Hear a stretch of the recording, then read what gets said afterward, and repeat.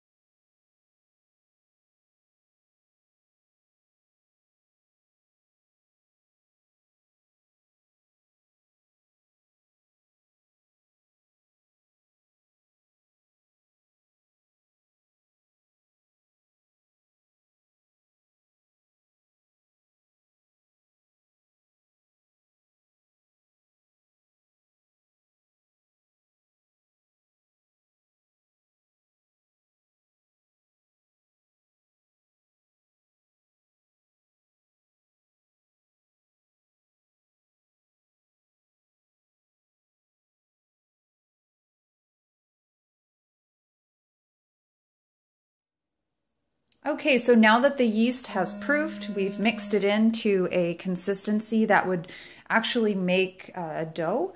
We're going to go ahead and get started. My countertop is clean. I just used a vinegar and maybe like a drop of a Bronner soap, just a tiny bit for a cleanser, but I also don't have any raw meat that goes on this counter or anywhere in my kitchen. So if you do, you might want to use something a lot stronger. But for me, just a vinegar wash. So if I ingest some of it, it's not a big deal.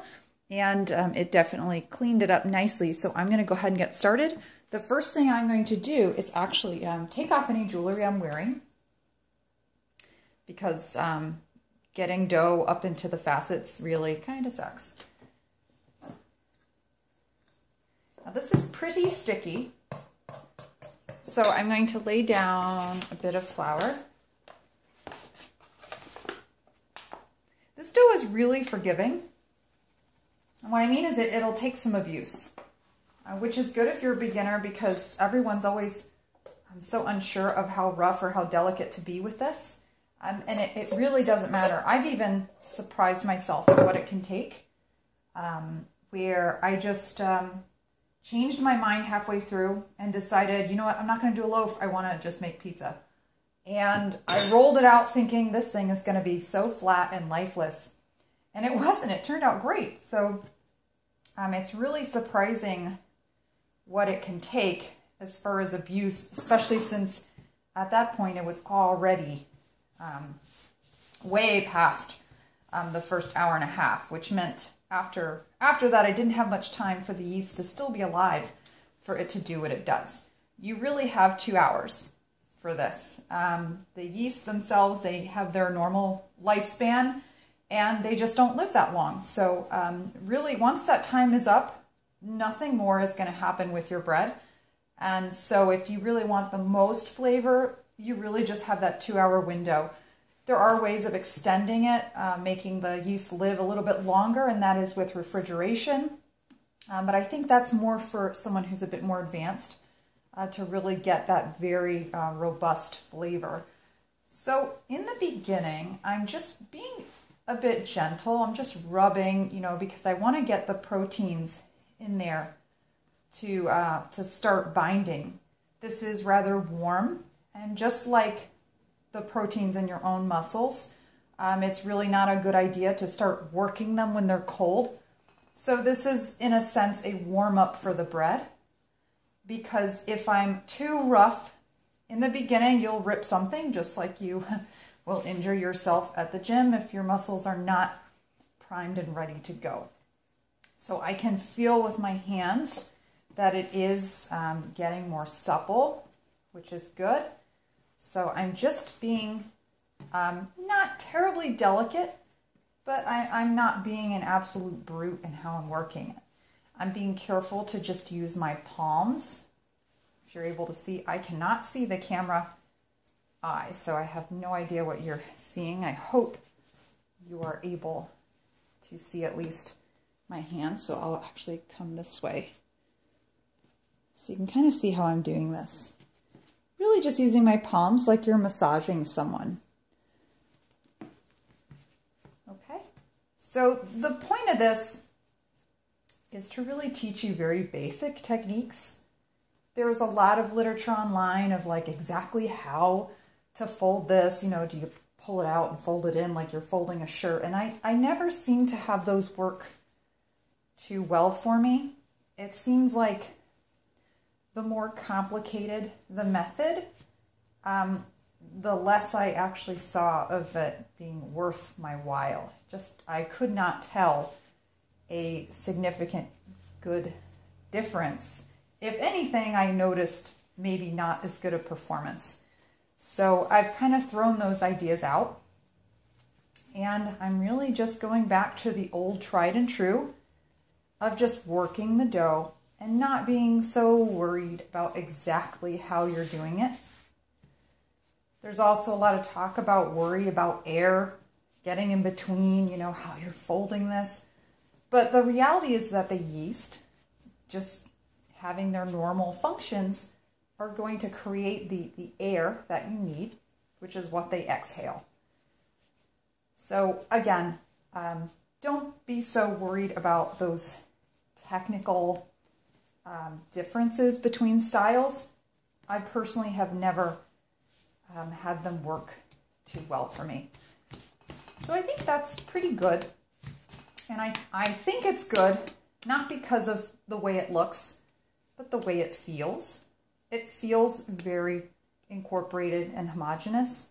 You can see the pulls where the proteins are stringing, just like your muscle has strings, this is how the protein structure is in strands.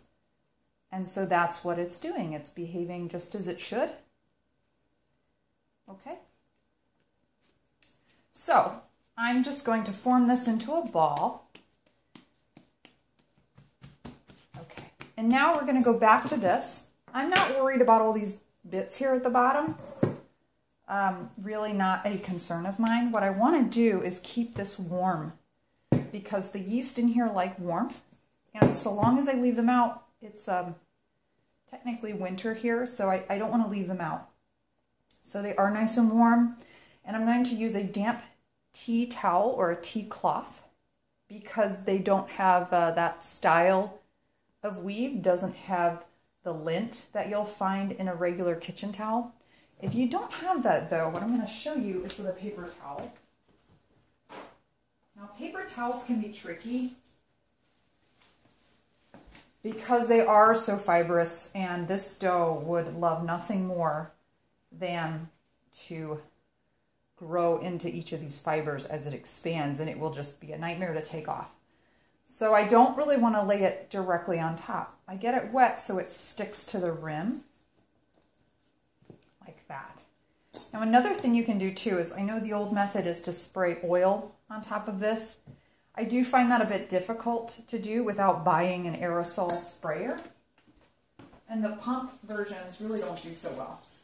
So I just like to flick water to keep that moist.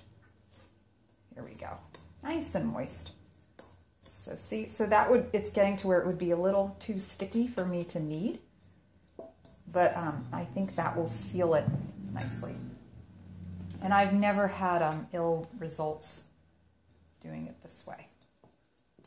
So now this is going to sit in our microwave inside the other bowl with the, what will now be warm water, originally was hot, to create steam. And it's going to sit for at least an hour, maybe an hour and a half, depending on what I'm doing. But I think I'll give it an hour and then check on it and let you know what it looks like. Okay, so an hour and maybe 7 minutes have passed. So it's not exact, but that's okay. I'm going to take out the microwave. Obviously, I did not microwave the bread. It was not on. I'm just using it as a very small oven to keep everything warm. And so here it is. You know, there was warm water inside here, like a double boiler. And you can see a lot has changed. See? And there was no need to put oil. It's very tacky and sticky and will knead together very nicely. So I'm just going to set this bowl aside. Put a little more flour. Now let's talk about flour. You see me adding flour and you're probably wondering what it is exactly I'm using. This is just a basic bread flour, which means it's white flour, which means the seed itself, because wheat is a grass, so it's essentially a grass seed. And in its whole form, it has 3 parts. It has the outer casing, which is the essence of the fiber. It has I guess the fertility part, which is the germ. That's where a lot of the nutrients are. So much so that some people buy it by itself, a wheat germ, and sprinkle it on their cereal or whatnot. And that's where most of the protein is. That's where most of the essential nutrients of the seed itself are. And that's because it's the starter for the baby plant. Now, the problem with it being so viable and wonderful is that it doesn't hold a shelf life. And so very early on in being civilized, people learned that if you separated the germ from the starch, from the rest of the seed, that you had this very long shelf life because you just got rid of that very viable, fertile part. Now, of course, at the same time, you get rid of a lot of the nutrients. So this is why in more modern times, when we're talking about health and wellness, is we want it whole because we really want the germ. Now, in this case, we're making bread. And I have to say, making bread is a lot like baking a cake. You've already made the decision that you're not doing it for health reasons. I'm not saying that you can't make a whole wheat loaf. You can. Just don't be so disappointed when the results are not what you want. You see how nice and fluffy this is? It's because it's really starch, protein, and wheat. When you add fiber to this, now fiber's great, but if you look at things that are very fibrous, like grasses, you know, leafy greens, they're not fluffy. They're very, not necessarily stringy, but, you know, the fibers really get in the way of what bread is. So what you'll end up with is a very dense, very heavy loaf that one tiny slice and you felt like you ate a meal. And that's great in terms of health and wellness. You know, you're eating a lot less, but you're getting everything you need from it because the fiber, not the protein, not the starch, not the nutrients, it's the fiber that's giving you that sense of fullness, of satisfaction. However, at the same time, it does affect texture. For the sake of this bread, I did not use whole wheat. I have in the past done a combination where of the 3 cups, I did 1.5 cups of white and 1.5 cups of whole wheat, and it still comes out quite nice. If you are making pizza dough, I have noticed that incorporating the whole wheat really ends up being too much. It's just too heavy with the sauce and all the toppings. You're really, for the sake of texture, you're really left with white, which again begs the question of if you're going to be healthy, then you're not going to eat pizza because it is essentially bread with fats added to it, and there's no way you can make it healthy. If you did and you made the vegetable portions correct, you'd end up with a salad with croutons on top. So again, when you're making bread, just like you're making cake or you're making a pizza, you're not doing it for health and wellness. You're doing it as an indulgence. Of course, my rule is if I'm going to indulge, I will do everything I can to make sure I don't harm anyone else in the process. My indulgence is my choice only, so I don't involve others, especially if it's in a negative way. So now you can see how stretchy this is. So at this point, if you were going to make, and you can see there's a bubble forming right there. If you were going to make a pizza, at this point I would open my drawer and take out my rolling pin, and I would begin rolling this out. Most people are not very good at hand tossing, and that's okay. Wouldn't expect you to be. But in this case, I'm just going to fold it and stretch it. Fuzzy, please. Again, being gentle, not pulling. You know, you don't want to pull this apart and try to stretch it out.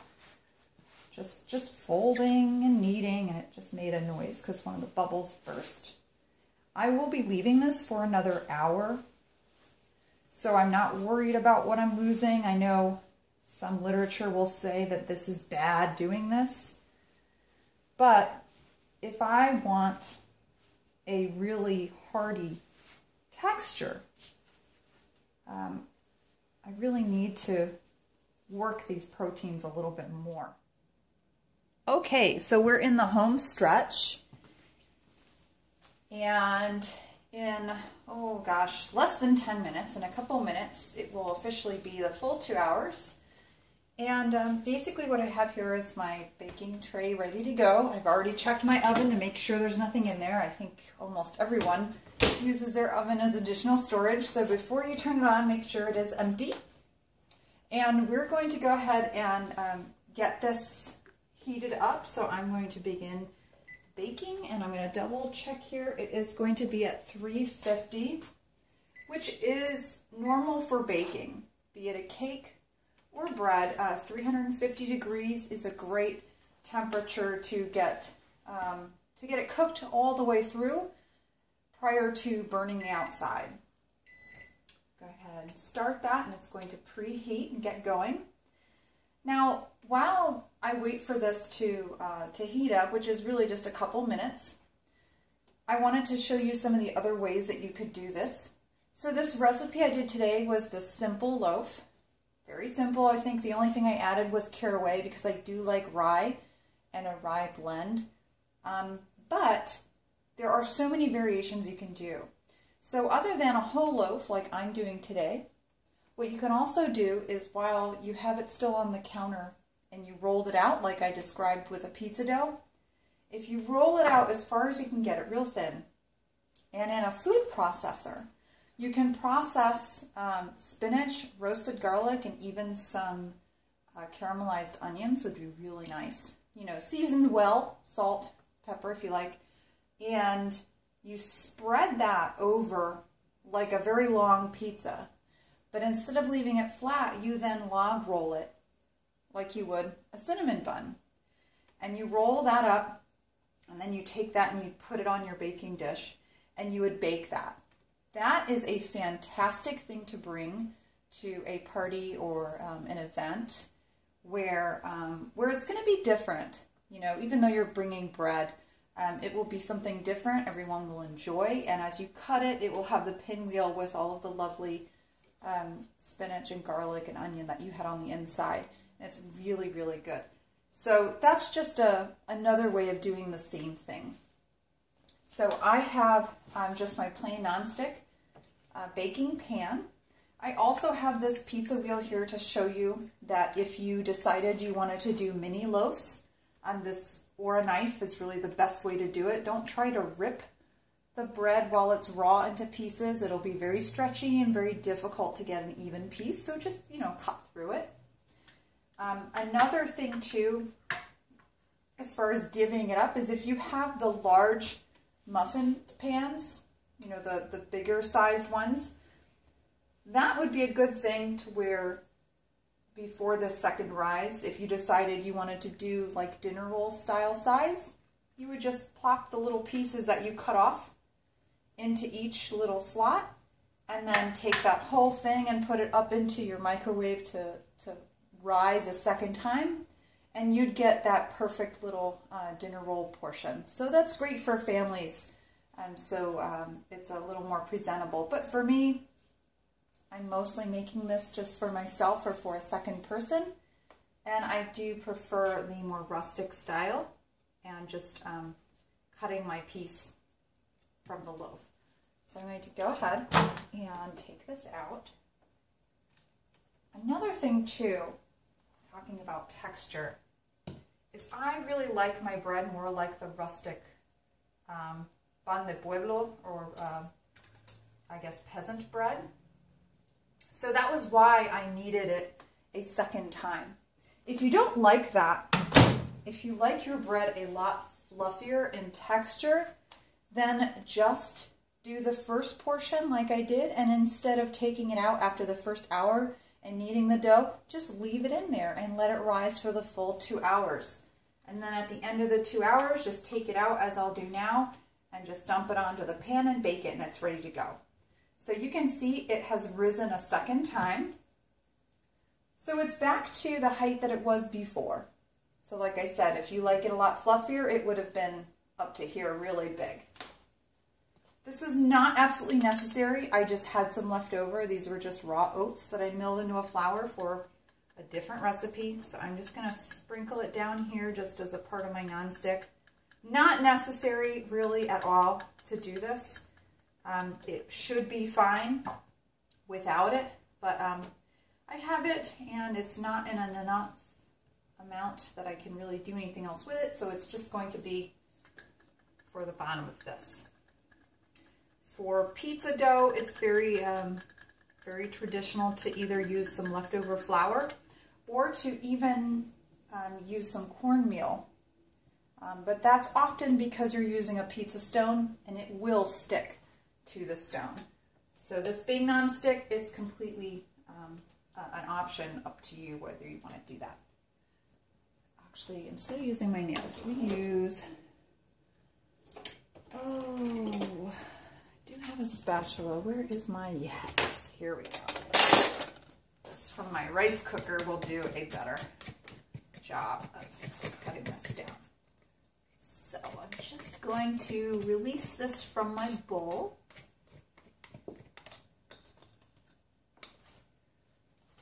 Plop it on here.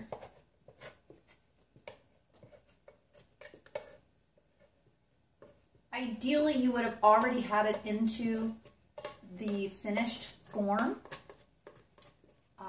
but for me, I really don't care what it looks like in the end, so I'm just going to plop it down on here. I'm not going to form it up nice. Well, maybe I can if I really want to, but it's really not a priority for me.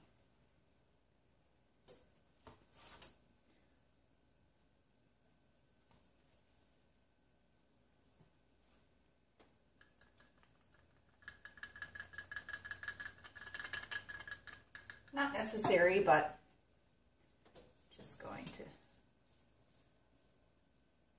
put my oat flour on top. For decorative reasons, you could do whole seeds like sunflower seeds to decorate, or poppy seeds, and make it really pretty. I'm not going to do that. Keeping it very simple, and it's ready to go. So I'm going to pop it into the oven.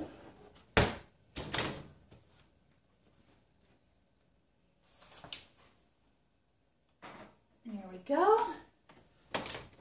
And now we wait roughly 45 minutes.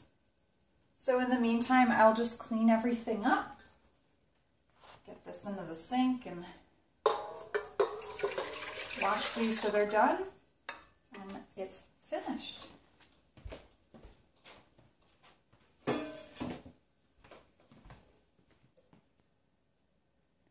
So 45 minutes have passed. Before I take it out, I already know that it's well on its way to being done because I can smell that it's almost done. The house smells like bread. But what I want to do before I take it out is just take a quick look. And it looks great. Now at this point, it is fully cooked. And I have a choice to make. I can take it out now and have a semi-firm crust, or I can leave it in for maybe a minute to 2 minutes more to get more of that rustic, crusty outside, which is actually what I want to do. So I'm actually going to let it wait about 2 more minutes and keep an eye on it because I don't want to burn it, but I would prefer a much firmer crust. So I'm just going to very carefully take a quick peek. You know what? It is almost there. And it smells so good.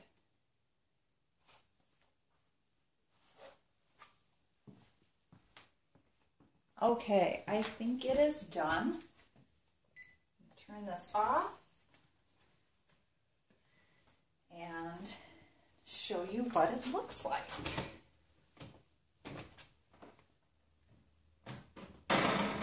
Okay. There we have it. It has that wonderful rye smell, which I love. And it did rise a little bit more when the temperature was up. Not by a lot, not as much as it would with baking powder and baking soda like you would for a cake. But it does rise just a little bit higher than it did when it was sitting raw. So I'm just going to show you roughly. Oh, let's see. So it's a solid 4 inches high. About 6 inches wide, the thickest part. So it's a good sized loaf.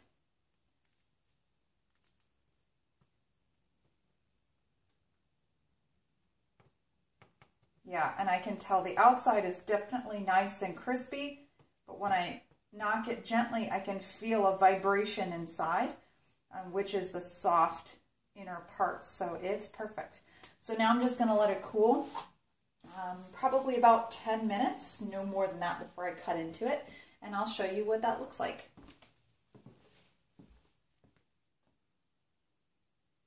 Okay, our simple loaf is ready to cut into. Still very warm, but I'm just going to cut off the end to just show you what the inside looks like.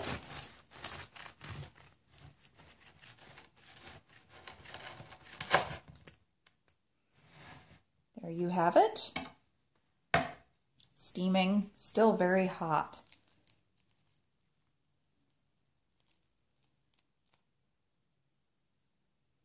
Beautiful.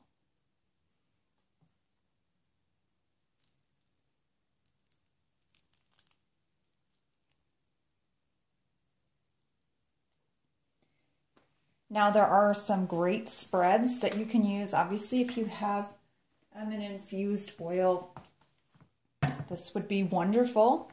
to use on here. You know, of course, it's healthy fats. Any fat that's in a liquid state, you know, is going to be one of the healthy ones. So you have it like that, very Mediterranean style. Another wonderful thing if you have avocados, gosh, that's probably my favorite thing to spread onto bread. But I also have another spread that's really great for the holidays and for having company, and I can show you that in another tutorial video. But that one incorporates this olive oil blend with some sauteed onions and peppers and garlic, very Italian-like, and then infusing that with some coconut oil to make it more like a buttery spread in consistency, so it's easier to spread. It's great at the holiday table, and you can feel good about eating it too. So I hope you all enjoyed this tutorial, and I really hope it gave you at least the courage to give this a shot, and I hope you have the best of luck while making your bread, and above all, have fun.